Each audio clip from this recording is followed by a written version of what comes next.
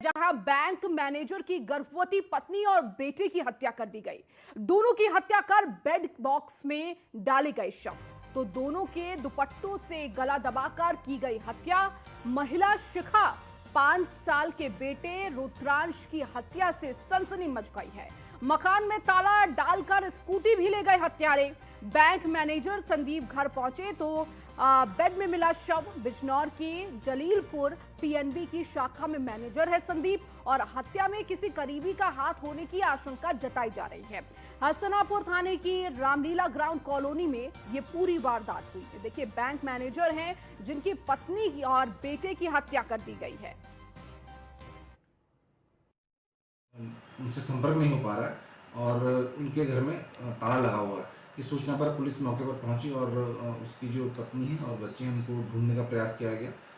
1-2 घंटे में जब बच्चे और पत्नी का पता नहीं चला तो उपरोक्त जो व्यक्ति हैं उनके द्वारा स्वयं अन्य लोगों की मौजूदगी में अपने घर का ताला तोड़ा गया और अंदर जाकर देखा गया तो अंदर कमरे में उनकी जो पत्नी है और जो बच्चा है वो वहाँ पर मृत पाए गए।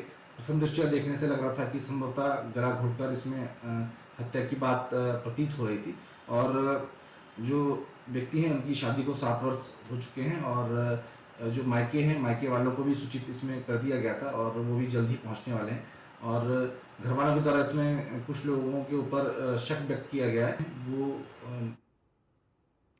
और ज्यादा जानकारी के साथ मेरठ से हमारे संवाददाता अतुल हमारे साथ जुड़ चुके हैं। अतुल से ताजा अपडेट ले लेते हैं। अतुल, इस वक्त जिस तरह से ये सनसनीखेज घटना सामने आई है, कहीं ना कहीं सवालों के घेरे में अब बहुत कुछ आ रहा है। अधिकारियों की तरफ से क्या जानकारी दी गई है इस पूरी घटना को लेकर?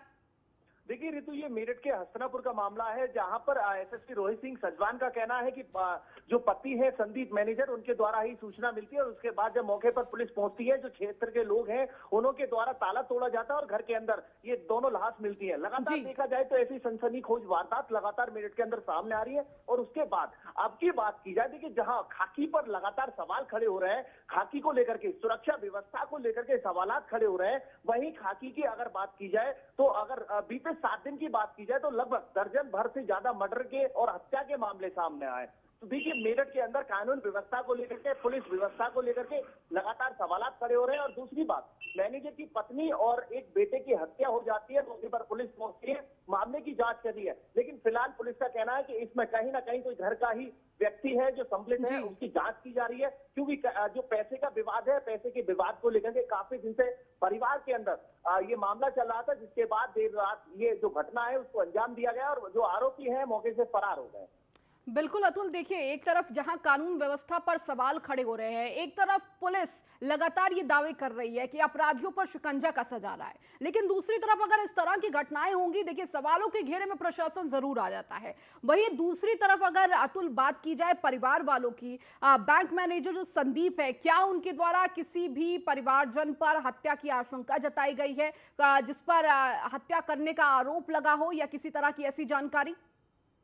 तो ये परिवार के किसी करीबी का ही हाथ है, जिसमें साफ तौर पर पुलिस को अभी इस बात की सूचना मिली है और पुलिस मामले की जांच कर रही है। दोनों शवों को पोस्टमार्टम के लिए मोर्चरी भिजवाया है और उसके साथ साथ लगातार देखा जाए तो मेरठ के अंदर पुलिस कार्रवाई कर रही है। ऐसा नहीं है कार्रवाई नहीं कर रही, लगातार कार्रवाई कर रही है। उसके बाद भी जो अपराधी है बेखौफ होकर के मर्डर और हत्या जैसी वारदात को अंजाम दे रहे हैं। जहां 0% टॉलरेंस की बात की जाती है उत्तर प्रदेश के अंदर, वहीं मेरठ की बात की जाए तो खाकी पर देखिए लगातार मर्डर और जो सनसनीखेज वारदात है उसके बाद पुलिस पर सवाल खड़े होते हैं। और यही मामला आज का है हसनापुर से, जहां पर सवालात के घेरे में पुलिस है, लेकिन पुलिस मामले की जांच कर रही है।